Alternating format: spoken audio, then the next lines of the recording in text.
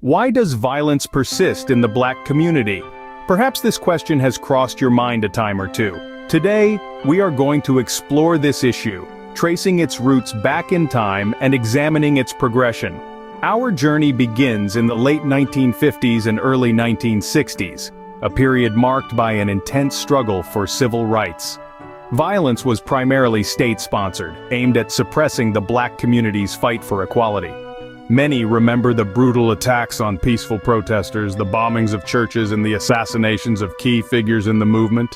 As we move into the 1970s and 1980s, the face of violence started to change. The war on drugs had a devastating impact on Black communities. Many believe that this war targeted Black communities, leading to the mass incarceration of Black men and women. The absence of these individuals from their communities left a void often filled by more violence. Fast forward to the 1990s when gang violence escalated dramatically. This surge in violence was largely due to the crack epidemic, which hit Black communities particularly hard. The drug trade, coupled with a lack of economic opportunities, fueled a cycle of violence that seemed almost impossible to break.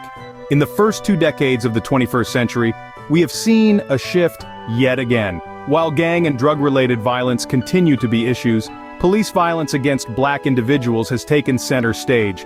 The deaths of countless Black men and women at the hands of police have sparked outrage and protests, bringing the issue of violence in the Black community to the forefront of national discourse.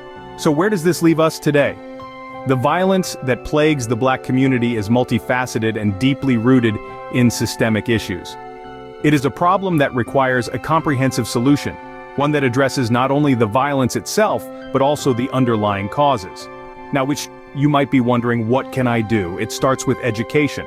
Learn about the history of violence in the Black community and the systemic issues that contribute to it. Share this knowledge with others. Start conversations. Challenge the narratives that perpetuate violence. But don't stop there. Support organizations that are working to combat violence in Black communities. Advocate for policies that address systemic issues. Stand up against injustice in all its forms. Remember, change doesn't happen overnight. It requires persistent effort from all of us. But together, we can make a difference. We can create a world where violence is no longer a defining characteristic of the Black community. So what are you waiting for? Start today.